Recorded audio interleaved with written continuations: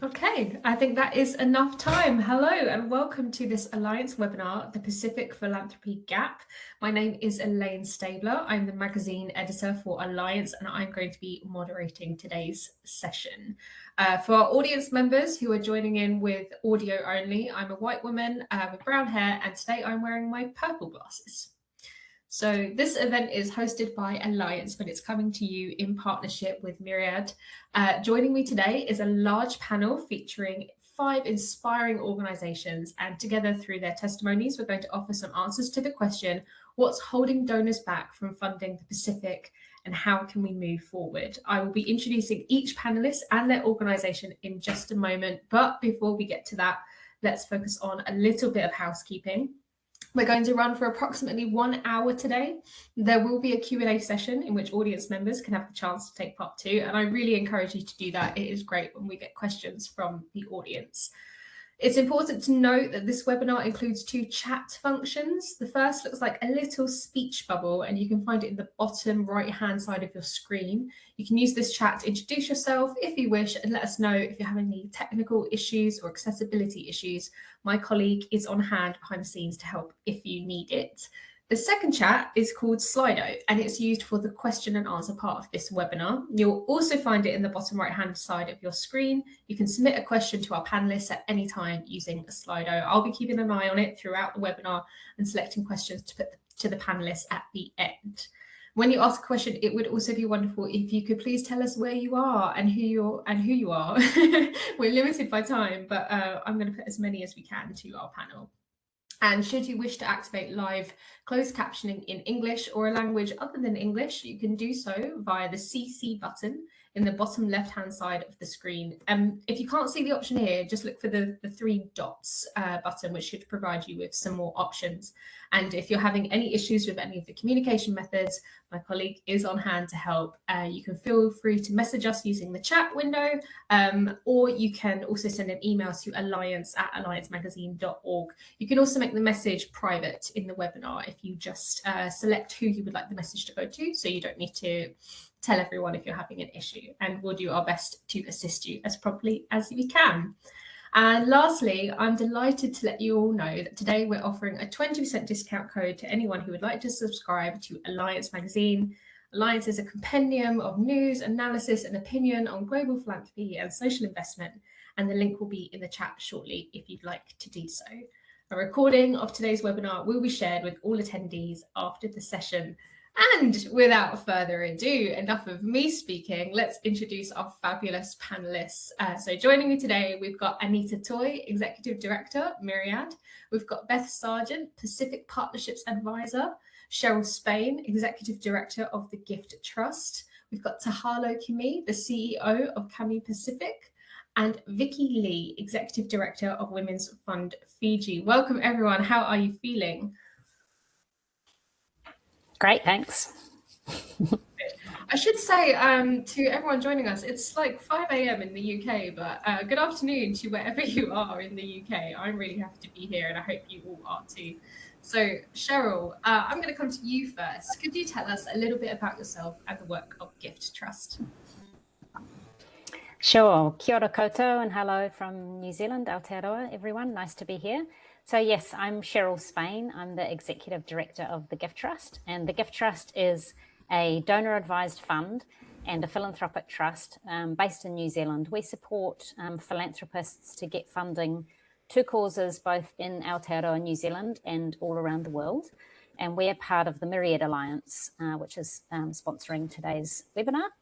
The Myriad Alliance is about borderless giving. And so at the Gift Trust, we have the infrastructure set up to be able to raise funding from New Zealand donors tax effectively and to donate it internationally within certain limits. So although many of our donors do donate within New Zealand, many of them also do donate internationally, and we can give up to 25% of our donations in any year to international causes. It's limited to do with New Zealand tax legislation. But however, despite this, we do have many philanthropists that give internationally, but not many are currently giving into this Pacific region, despite New Zealand's very close ties. Last year, to give you a pretty sad statistic, we only donated less than 1% of our international donations specifically into the Pacific region. And we'd like to see more people do that, given that we're close neighbours and given the challenges in the region. And so that's why we're quite interested in raising this issue today. Despite the lack of funding going to the region, I just wanted to mention that we do have quite a lot of other Pacific connections within Aotearoa, New Zealand. We do fiscally host at the Gift Trust quite a lot of groups that work with Pacifica peoples based here in Aotearoa. And New Zealand has the highest proportion of Pacifica peoples that are living outside of the region here. So many of the charitable groups that we support that are working here in New Zealand do work with Pacifica peoples, but sadly it's not getting out into the region. I also just wanted to give a quick shout out while I'm speaking to the Pacifica Funders Network, which is a New Zealand-based network of Pacifica people working within the philanthropy sector in New Zealand. There are really some experts based here, and I believe some of them might be on the call today. They bridge philanthropy and the community sector, and so for any New Zealand-based funders, I'd encourage you to make contact with them if you want to get some perhaps locally led solutions and to learn more. So just wanted to say thanks to Alliance Magazine for highlighting this gap today. That's me. I'll pass back to Elaine. Thanks. Cheryl, that was excellent kicking off for some scene setting. I'm going to come to Anita next. Could you tell us a little bit about yourself and the work of Myriad? Thanks, Elaine. I'm the Executive Director at Myriad Australia, and at Myriad Australia, we simply exist to connect Australian donors with trusted overseas nonprofits anywhere in the world. We're based in Melbourne, and we are on a mission to building the national infrastructure for global giving, making international philanthropy safe, accessible, simple, and tax deductible. A lot of donors in Australia are unsure how to give overseas. So that's why we exist, to remove some of the biggest practical barriers to cross-border giving, including making sure that donations are safeguarded and issuing tax receipts for overseas donations. And it's really important to note that this is something that most Australian charities and intermediaries cannot do. So central to our offering is our rigorous due diligence and vetting process, which gives Australian donors the confidence that their generosity is going to the right causes. At the moment in Australia, 10 cents of every dollar is directed abroad.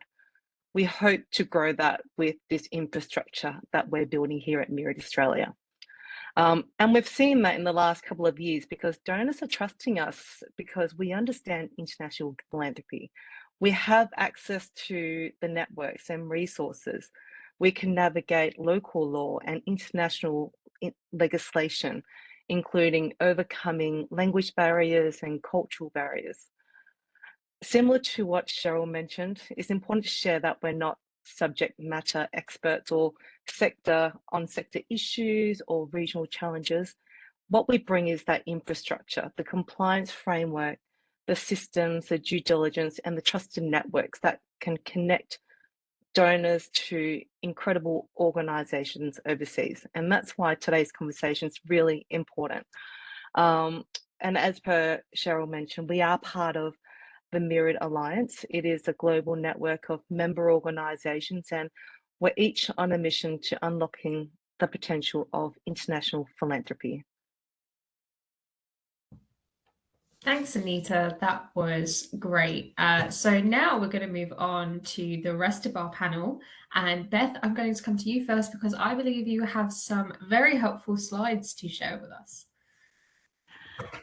Thanks, Elaine. I've just got a couple of slides to get our discussion going today, and especially for global colleagues that are joining us, just to provide a bit of context of why it's critical for philanthropy to be engaging in the Pacific Islands region. Just going to share my screen. Is that working?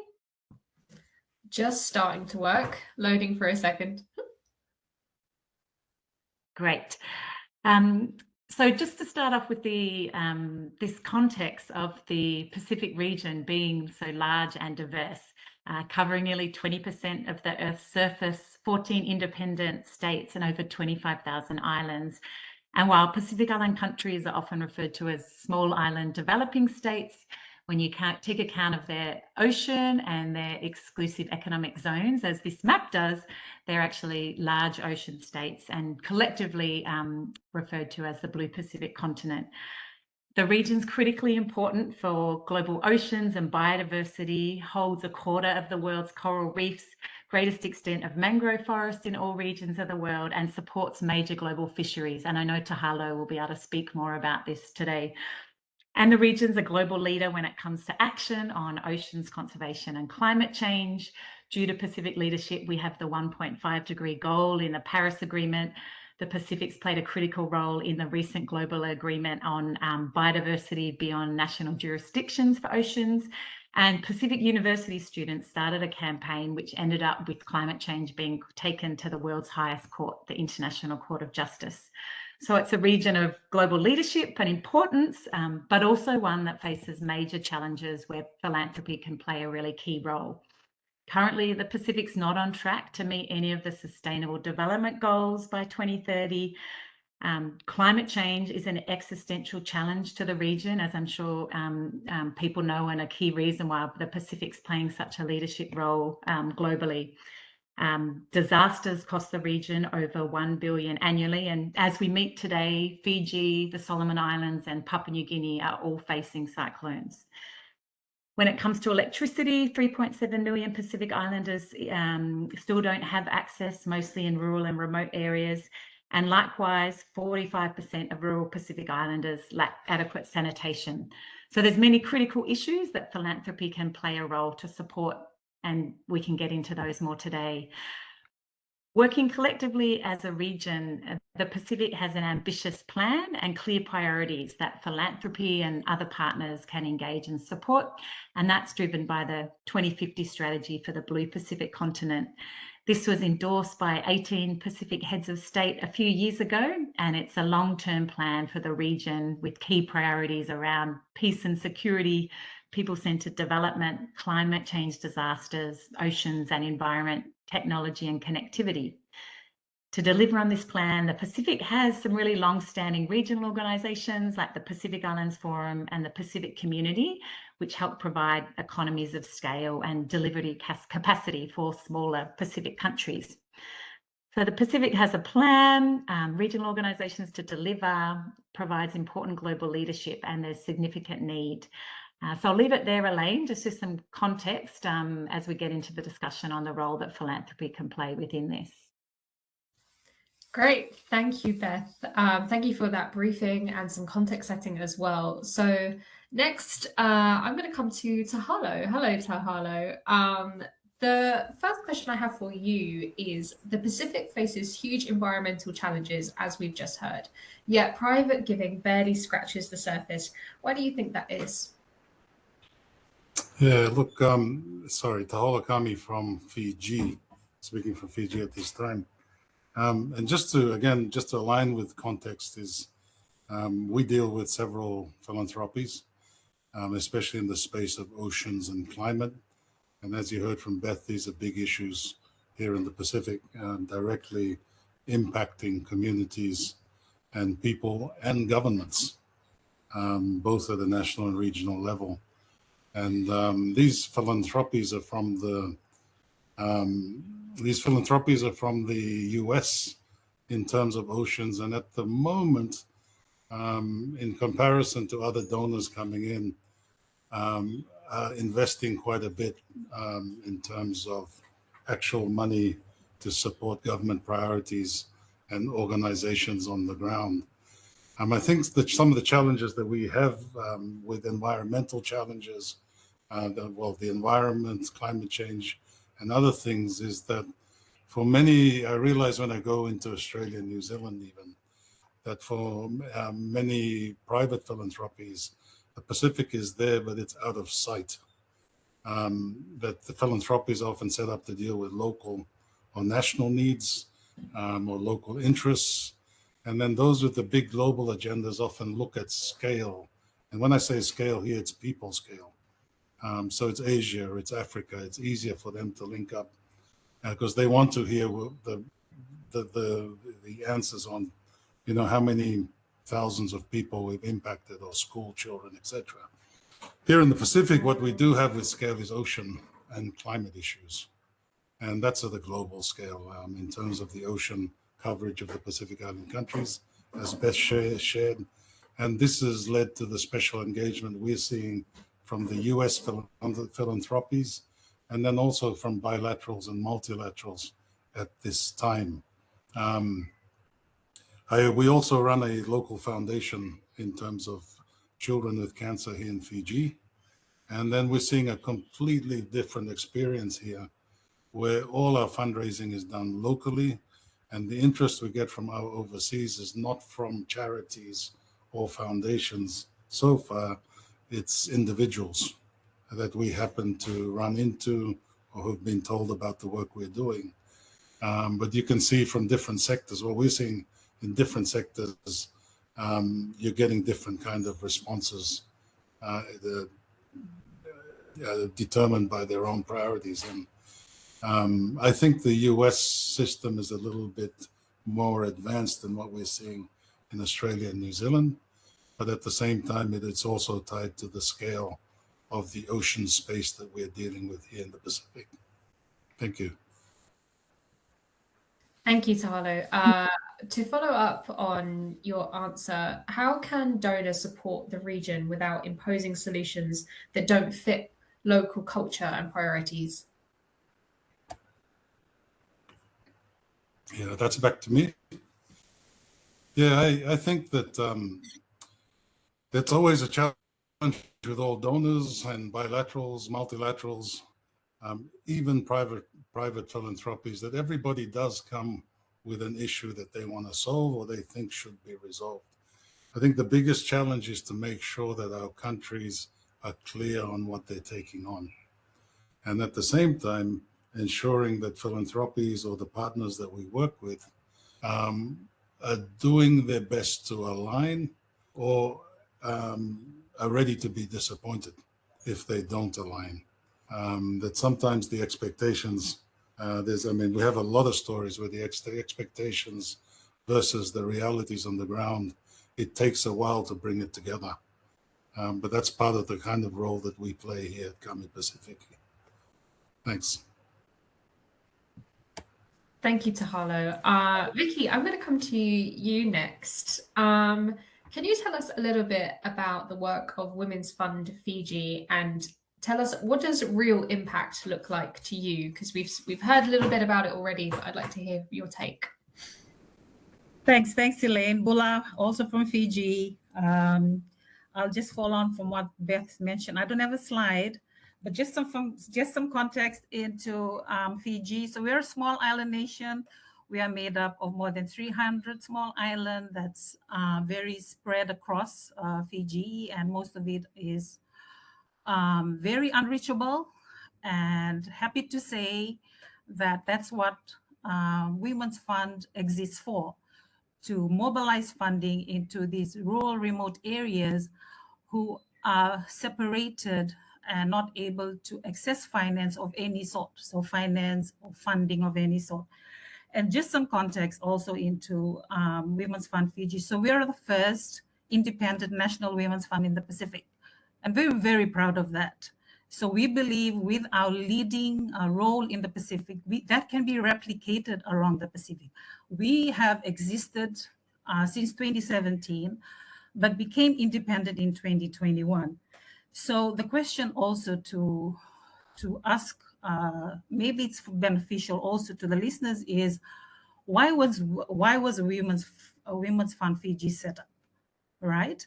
So we were set up to, like Taholo's mentioned, and also the other speakers, is to fill the critical funding gap, first and foremost, and also to complement government's limited resources. And that's a fact across the Pacific. Because of our inaccessibility to funding and philanthropic funding, governments are strained to get resources to reach these rural, remote areas, and that's where we come in as Women's Fund Fiji. And what do we do? So we will shift power and resources to Women's Fund Fiji. That's what we do. So when we shift power, we move funding, we provide capacity building so that these Women's Fund are able to directly access. Otherwise, there is no funding opportunity for them at all. That's a fact that we all know. And also, just to mention, when we say real impact, so this year, it's a win for us. It's a win as an organization. Why? We are celebrating our 5th year as an independent. So we started off as a program primarily funded by DFAT. So we are into our 5th year as an independent. So for us, that's a win. It's a win for the Pacific and also a win for Fiji. So when we say, like, what is real impact for us? Since 2021, when we became independent, we have supported 46 grantee partners, and we have delivered 95 grant agreements, and we have mobilized 8.4 million since 2021. And for us, the beauty would be, like, if we get philanthropic funding, that would be multiplied in 3-folds or 4-folds, who knows? But unless you trust our Women's Fund in the Pacific, then only you can see more impact and real change as well.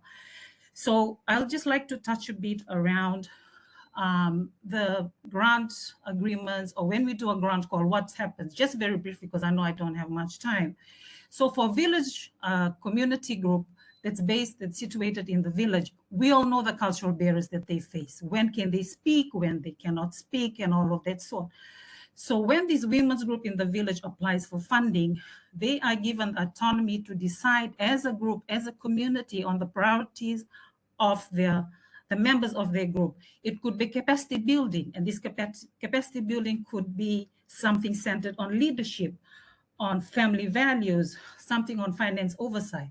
So when they receive the capacity building, which they have determined in the activity as part of their grant agreement that they want to do, the women that get empowered, the women are then empowered to be able to have a voice in the community. So in time, or in the village, in time, they will be recognized as a leader in their village. So that would be real change. Just very quickly, other wins that I'd like to share by grantee partners. Now, this is good for everyone to hear. Imagine in the village, they've just launched a website in the eastern part. That's a win for us when we receive such information. And another one is around one of our grantee partners in the West has just completed riverbank restoration. So imagine the collaboration that they've had to do with partners, with government, to be able to negotiate, to be able to achieve those activities. For us, that's a win. So, and the same grantee partner is doing a reversal of riverbank erosion using nature-based solutions on the same watershed. So with this initiative, it's not just benefiting their village, it's benefiting the whole province, which is the province of Mba, which is a biggest province in Fiji. So for us, that's a win. Another one is a sex worker who is now a receptionist. So for us, that's a win. With little changes, those are real impacts that we see. So I think I'll end there. I have other comments and other examples, but yes, that's a start. If this was longer, I could give you endless wins by the amazing work that's been led by the grass women's groups here in Fiji, and which can be and just today during lunch, one of our colleagues was telling me that a women's group from Samoa reached out to access our funding. So that shows that the women's group outside of Fiji in the Pacific are looking for funding, are wanting funding, because they want to drive the change that they want to see as a priority, not only for them, but for their communities. So I'll end there. Vicky, thank you so much. I could really feel the passion coming through the screen all the way in London. We're going to come back to you, and I want to hear more about how donors can best support women and girls in rural areas. But before we do, I'm going to come to Beth, who has been waiting patiently since her slides. Beth, I wanted to ask you, why do so many donors overlook the Pacific, even though the needs are really urgent? Yeah, thanks, Elaine. I mean, just to start with saying there's a real lack of data and research on the role of the philanthropy in the Pacific. You know, so it's tricky to kind of comprehensively understand the issues, but the data that does exist does show a significant gap in funding. Tahalo's mentioned this as well, but you know, when it comes to climate finance, only 4% of funding reaching the Pacific is from private sources.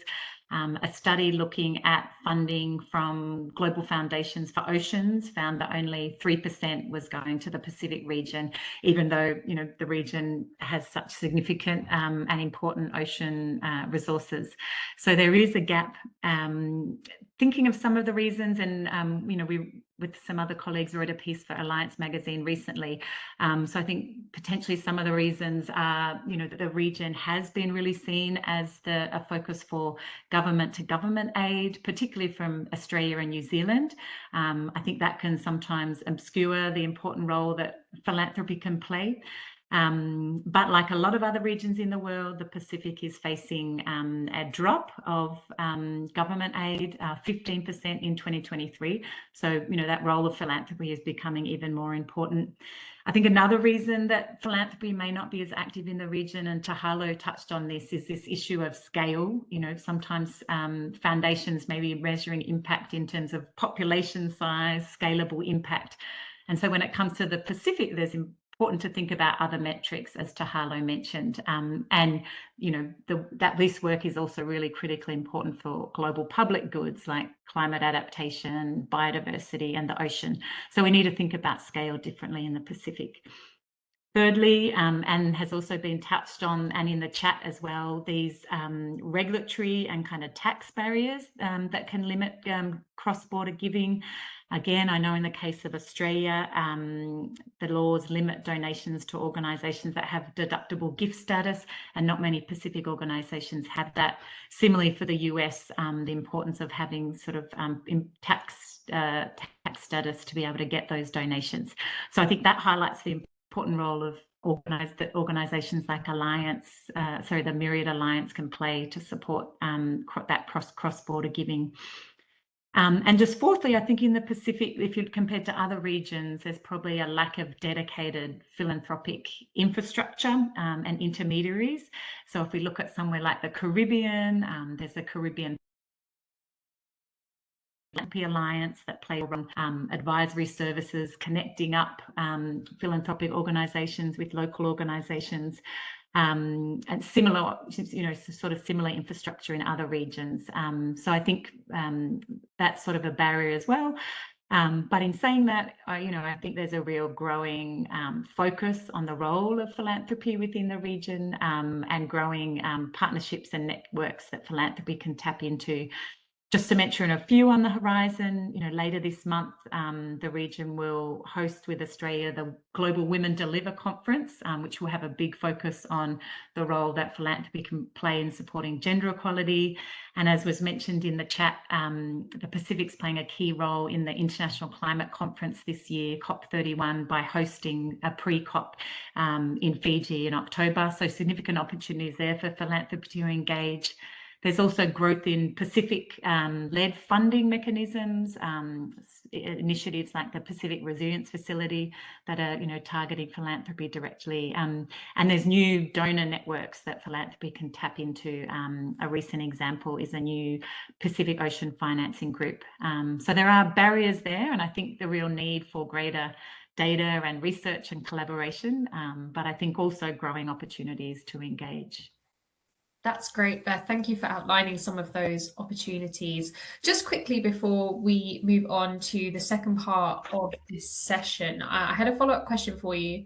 But to all our attendees, it is wonderful to see you all introducing yourselves in the chat. Do keep in mind that the audience Q&A is coming up soon. So if you have questions to put to the panel, please pop them in the Slido chat window, and I'll start monitoring them and making sure we can put as many as we can to our panel in just a moment. But Beth, my last question for you before we move on was, from your experience, what's one thing that donors often get wrong or right when trying to support Pacific-led initiatives? Yeah, thanks. I'll focus on the right for a positive spin. I think, you know, donors get it right when they partner with Pacific organisations. You know, they provide flexible, longer-term fund that enables, you know, Pacific organisations to be implementing their existing priorities and plans and working through existing systems. Having worked on Pacific partnerships for a number of years now, still see so many examples of project-based funding and new partners coming to the region, which is great to see, but, setting up new initiatives rather than taking the time to work, to work with local partners and work in existing systems. So, but there are lots of examples of, philanthropy getting it right as well. Just to highlight a few, where there is some really good research in the Pacific is around the role of the Packard Foundation, who provided funding to Fiji and Palau on oceans conservation over 20 years, working with local organisations, collaborative leadership, that flexible long-term funding, which, the research shows had a significant impact. Another example, at the moment, Australia's Great Barrier Reef Foundation has an initiative working with local organisations on reef restoration. Again, 5 years of funding, working with local organisations, focusing on leadership and capacity building, and also connecting organisations to other funding opportunities to provide that catalytic role. And just one last example, I'd like to mention is the Pacific itself developing innovative funding mechanisms for philanthropy to engage. And a really great example is in Niue, the Niue Ocean-wide, the Now Trust, which has been set up as a partnership between government and a local NGO. And they've set up a financing mechanism called Ocean Commitments, whereby you can support a 1 square kilometre of Niue Ocean and provide funding to support that. And that's attracting some really good interest from individual donors, corporates and philanthropy. So, that importance of, and where philanthropic funding is known to be able to really play that important catalytic, flexible funding role. And there are really good examples to build on already in the Pacific.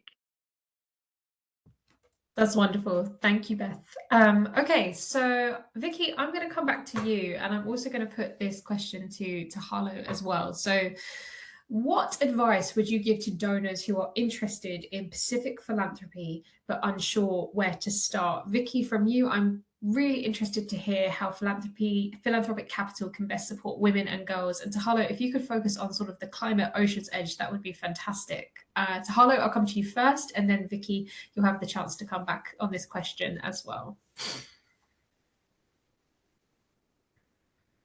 Yeah, thank you. I think, the big one is being properly informed, and don't come in with your expectations and thinking you're going to put in a few $1 million and change the world overnight. Be aware of the Pacific timelines, be aware of the time of engagement. And I'm not talking just philanthropies, but even many of our traditional donors are still making the same mistakes over and over and over again. 3-year windows when it should be 5 to 10 years, etc. And so you're finding that what you're doing is you're building dependency, not independence. Another thing to be very aware is so the difference between supporting government and building capacity for the long run, or just filling in a gap that government has a responsibility to fulfill. And then you find you pull out, the same vacuum still remains. And so it's important to go in with your eyes wide open, with good local advisors, good local effective partnerships. I've learned you never expect a complete transition that they think like us, but you make it the best kind of partnership that fits and is effective at a local level. A lot of the recent science in oceans is almost carried by philanthropies at this time here in the Pacific. And it's just, it's part of the flexibility, it's the energy that's come in, tied to big protected area commitments. But that's an example of how philanthropy has moved an agenda while traditional donors have waited or taken time to get on board. But philanthropy has this great opportunity to be a catalyst and to get things going, and then hopefully it transitions into more funding, more capacity, and countries building a platform that informs all the work and development that needs to be done. Thank you, Tahalo. Thank you so much. Vicky, I'll come to you next. What's your take on this question? Okay, thanks, Elaine. Yeah, just building on what Tahalo's mentioned around this is opportunity for philanthropists to be catalysts. So for me, I would say there can be catalysts for grassroots women, women-led organizations. There's no if and buts. So for us, you've mentioned, Beth, that we've just recently had a cyclone here. So yesterday, yes, there was cyclone. The West has been hit bad. So from Women's Fund Fiji context, this is a disaster within a disaster. We are facing a cyclone. There's flooding in the West, and Fiji is one of the countries that's facing one of the highest numbers of gender-based violence. 2 in every 3 women face gender-based violence. So with all of these disasters, and again, the women are at the forefront of disasters, having to face all of this. So for us is, if this was a philanthropy were to come and ask, like, how could we help you now? Like, how can we get in and just form a partnership right away? I would say, give us funding right now so that we can mobilize to the West and the North so that they can get the funding that they need, so that they can, say, set up their livelihoods again, so the kids go back to school, and then they're able to find, their dignity for some of them who are facing that as well in terms of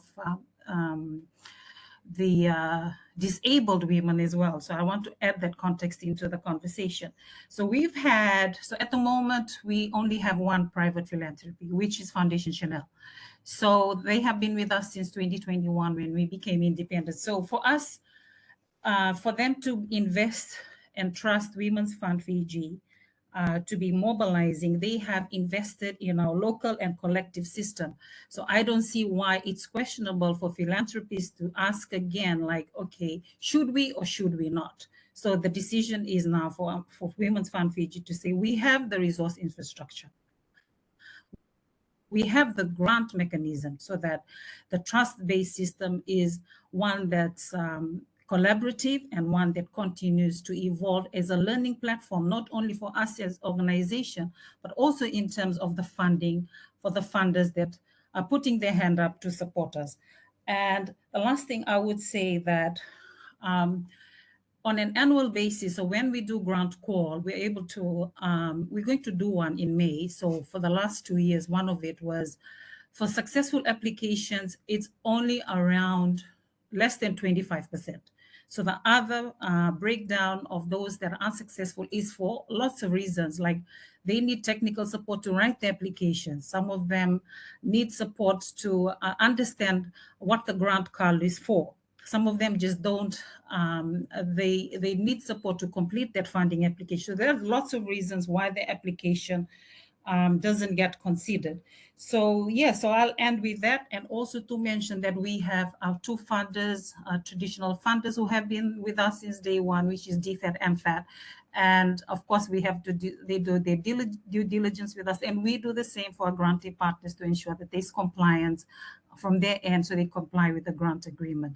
But all of that is done on capacity building. We see, because we fund non-registered organizations, so the hand-holding exercise is there so that we ensure that their finance systems are in place, or if they don't have policies, we guide them and provide them the full support so that we set them up to be successful and also sustainable. So I'll end there. Thank you, Elaine. No, thank you, Vicky. There's been some wonderful insights so far. I just, in case the panelists can't see the chat window, it's popping off. There's lots of love for your responses. So I think what I'm going to do is I'm going to jump straight into the audience Q&A now, because we are getting a lot of questions come in on Slido. And audience members, feel free to read the questions in Slido yourself as well. You can upvote questions that you would like to see answers to, so feel free to engage in that. I'm going to take the first question on my screen, which is from Lachlan Mitchell from Mary's Meal School Feeding Programme. Beth, I'm going to direct this question to you because we haven't heard from you in a minute. But just to say, Anita and Cheryl, we haven't heard from you either. If you do feel you have insights to add to any of these questions, feel free to jump in as well. But for now, Beth. So Lachlan says, in Pacific contexts where geographies are fragmented and logistics are challenging, what models have you seen work best for delivering consistent impact at scale? Thanks, Lachlan, and happy to have a go, and then be interested to hear Tahalo and Tahalo and Vicky's inputs as well. Yes, is it a challenge with Pacific context where you're working across many different islands and with great ocean in between? And so, the opportunity to deliver regional programs at scale are important. While saying that, I think one of the challenges as well is still needing to recognise very diverse and different contexts across Pacific Islands. So I think sometimes, so that balance between getting regional scale, but also not just thinking that kind of one size fits all. But as mentioned at the start, the Pacific has long had a history of regional organisations that are working to provide, I think there's really good examples of working to provide sort of policy and technical capacity on issues that make sense to deal with them at a regional scale. So I think there are some good examples, within that regional space. Particularly when it comes to, and I guess issues that need to be dealt with in that area around oceans or climate change. There's strong collaborations, for example, the Pacific Resilience Partnership, which brings together stakeholders, actors working from government and civil society and other sectors around resilience building. So there is existing kind of regional architecture that's dealing with regional issues to be able to get that scale that philanthropy and funders can tap into. But I'm interested to hear from Tahalo and Vicky on examples too. Absolutely. Feel free to jump in, Tahalo and Vicky. Sure. We do a foundation here. We started a while back. It's probably 17 years now, Wales Kids Fiji, and we look after all the cancer children in Fiji. But we're watching children come in from Vanuatu. We're watching children being brought into the system just for basic cancer treatment, Tuvalu, etc. And then you start to see that there is a regional connection, although the immediate focus was Fiji. And looking at next steps on how do we make this work beyond Fiji and in other countries where everything the government and the hospital can't do with children with cancer, that we step in and provide that kind of support. So scale becomes an opportunity, not just to grow, but to also to more effectively deal with national needs, even though it could be a regional network. It could also be more effective in terms of getting the attention of philanthropy and other donors, rather than dealing with a relatively small number of children in very small countries. But so they're just an example.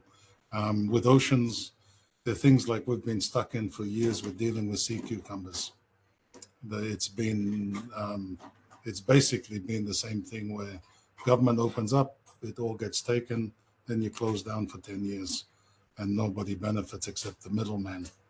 Then you start to say, can we fix it as one country, or do we need to get 5 to 6 countries to start this off properly, to challenge the system and change all those forces that are working against sustainable markets and links all the way down to communities that are producing. So again, you've got to put in this whole thing like, where would scaling into a region actually take good national initiatives and become even more effective? I'll stop there. Thanks. Thank you, Tahalo. Vicky, your thoughts on this question? Okay, just very quickly, just to add to the responses made so far. So I would say there's no one size fits all approach. Why do I say that? Because we provide funding not only to service organizations, but from unregistered, and also for organizations that have not received funding at all of any sort. So there then we tailor-make our support mechanism to ensure that that grantee partner is able to achieve all the priorities and activities in their grant agreement successfully. And we ensure that we do a check-in just to ask, hey, how's it going? How can we be more supportive to your work? And we see some that are just struggling to complete the reports. So we do on-site schedule, sit with them, and then they're able to complete their reports as well. So that's what I can say. The other one is around building an M&E system, like an M&E system that we put it in our grant proposals that at some point they should have an M&E system. So our M&E team here provides capacity support for them. So at the end of their grant cycle with us, be it 1 year, be it 3 years, they have some capacity of M&E. So they continue to learn, they continue to evolve as an organization. So when they reapply to us, we will see that the learnings that they have captured, they are now scaling it to elevate them, to take them to the next level. So I would say that as well. So, and the other thing we see is around, there has been a high turnover of staff in the CSO space, especially at grassroots. So for us, we're trying to manage that. So we also are a learning organization. So we got to see ourselves and say, okay, how can we pivot our service and support to better support these organizations that having a high turnover on staff? So we can mitigate the risks as well for them and also for us as an organization. So that would be my response. Thank you. Thank you, Vicky. Okay, we're going to go to our next audience question. This one comes from Stefano. It's been upvoted twice, so that's why I'm asking it next. I'm going to put this question to all panelists, so feel free to jump in if you've got an itching response. Stefano says, beyond traditional international NGOs, what new or strengthened intermediary entities are essential to building donor trust while simplifying fund access for grassroots specific programs and doing so in a long-term and continuous approach? Feel free to take it away. Anyone on the panel? I'll jump in here if you like, Elaine. One thing that springs to mind with this question is some of the models that we've seen working in other regions, where I think what is lacking and some of the barriers that we see in New Zealand, why philanthropists, especially individual philanthropists, are not giving, is just that lack of visibility. And so what would be wonderful to see in the Pacific is maybe a philanthropically funded infrastructure model where there is a locally led sort of platform of some kind which highlights these grassroots community-led initiatives on some sort of a platform so that philanthropists around the world can see them and fund them.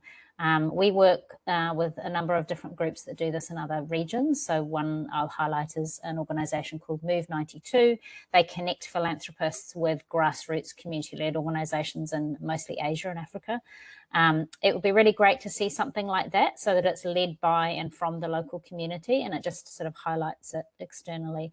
But I think something we urge our philanthropists a lot is to fund infrastructure. Like these things cannot just be run with no resources. So actually funding that type of infrastructure is so important. Or things like I see mentioned in the chat, and Vicky mentioned it, I think as well, things like the Pacific Feminist Fund, which funds the Fiji Feminist Fund. You know, it's a pan-regional entity that is an infrastructure entity, or PIANGO, which is the Pacific Island Association of NGOs. Funding that type of existing infrastructure is so important. I might just sort of also jump in following Cheryl's comment is our role as intermediaries is trying to shift donors from funding specific projects to funding systems of trust.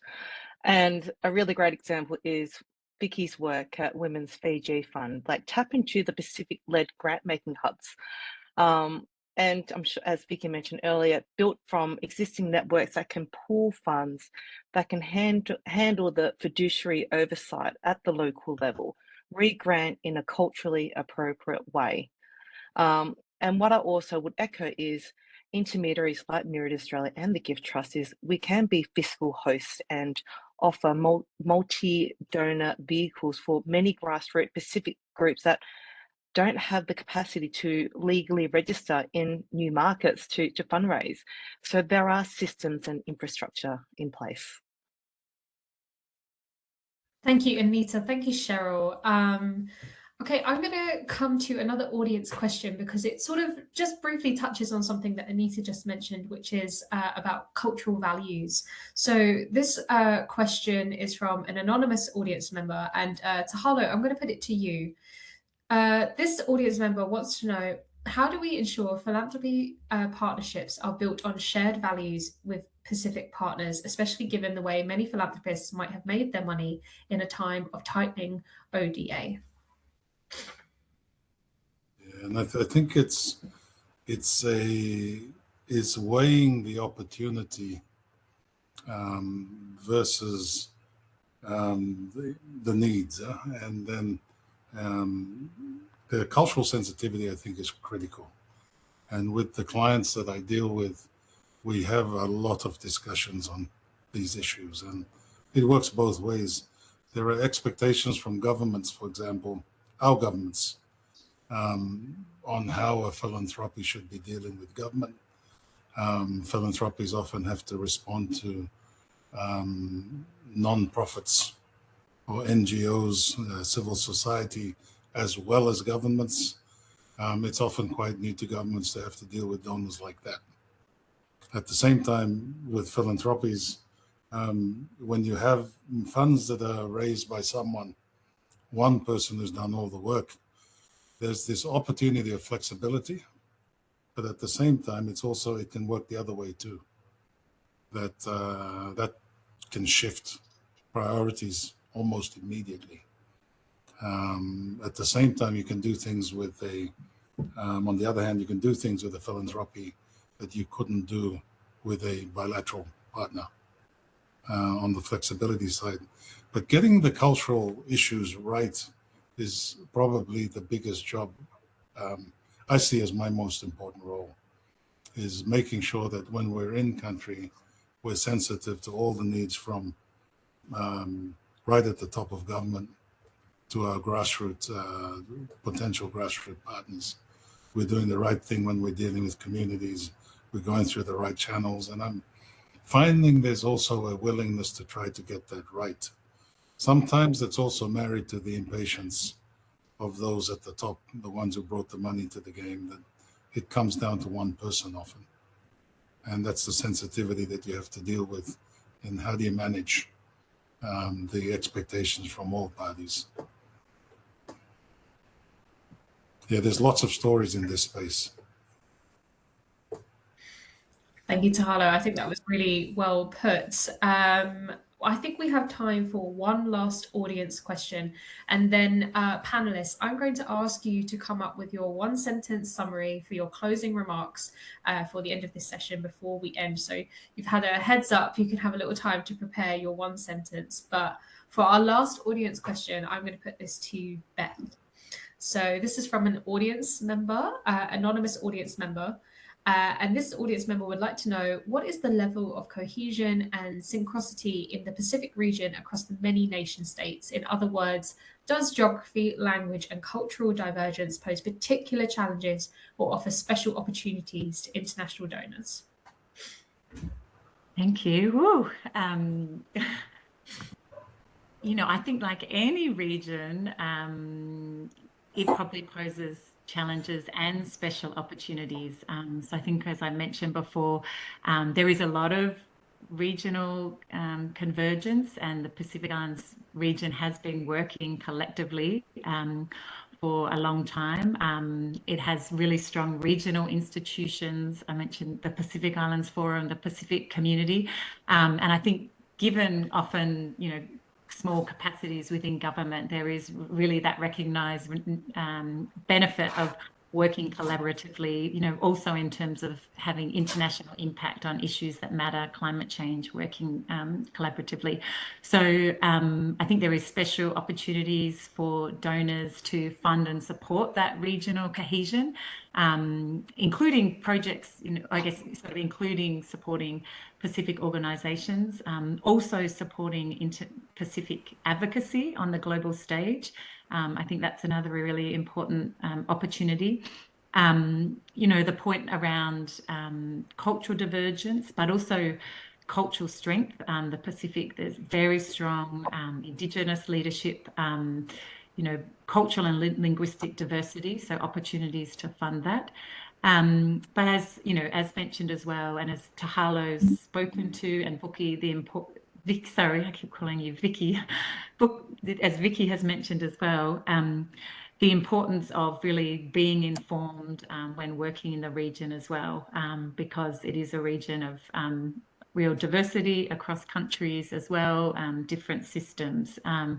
And so I think the conversation we've been having around the real opportunities around stronger philanthropic infrastructure, as Cheryl mentioned, would be really, you know, beneficial, that there's more avenues to make it easier for new philanthropic partners to, you know, come into the region and be guided by, you know, strong advisors to be able to make those important investments and partner with local organisations.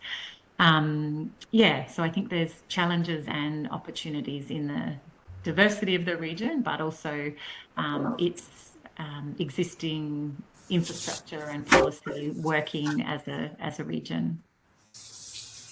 Thank you. I appreciate that was a big question to end on the audience Q&A, but I think handled extremely well. Okay, so in a minute, I'm going to be coming around to everyone on the panel and asking you to share your one closing statement for today's session. But before we do, I just want to say thank you to all of you today for sharing your expertise, your insights. It's been a really wonderful discussion. And a final reminder to all our audience members, we are offering a 20% discount code to all attendees if you'd like to subscribe to Alliance magazine. It is truly a great publication full of analysis and opinion and where to be for what's happening in philanthropy across the globe.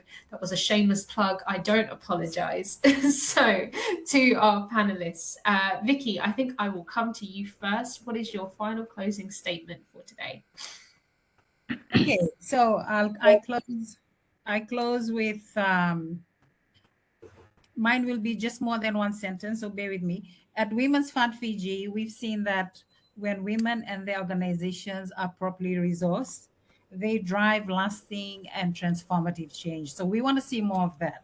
So the question is not whether solutions exist, it's whether we are willing to invest in them in the right way, which is the grassroots-led women organizations, not only in Fiji, but for the Pacific. Thank you.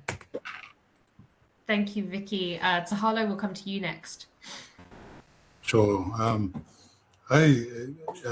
Alignment in priorities between both sides and with countries, and then realistic timelines and mutual respect. I think for the long term, you've got to have all three. Perfect. Thank you. Beth, what's your closing statement for today?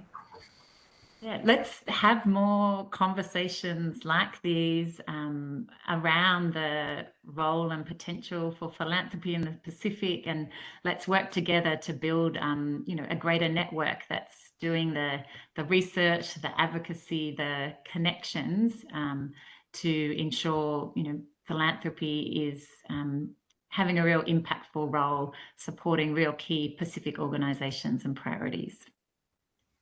Thank you, Beth. Anita and Cheryl, do you have a final statement to share with everyone? Yeah, so there's no more excuses. The panelists today have highlighted the gaps and opportunities in the Pacific for donors. The infrastructure exists, the networks exist, the incredible local leaders exist. There's a tax-effective pathway, so I do encourage donors to consider supporting the Pacific when they think about their next philanthropic investment. Thank you, Anita. And Cheryl, last but not least. Couldn't have said it more perfectly. Anita, I think my message to philanthropists and donors is to listen, to build really true values-aligned partnerships. Listen to the community organisations first and foremost, and don't do it alone. Use intermediaries like ourselves and Myriad Australia, and really build that infrastructure and that connectivity. Thank you. Thank you to everyone. I want to say a huge thank you to Myriad for this partnership and helping to bring this webinar to everyone today. And that's it from us. So have a wonderful rest of day wherever you are in the world. I know it's evening for a lot of people joining the webinar today, but it's just my morning. It's 6 a.m. So I'm going to make another coffee. Thank you to everyone. And I look forward to seeing you at the next Alliance webinar. Goodbye for now. Thank you. Bye.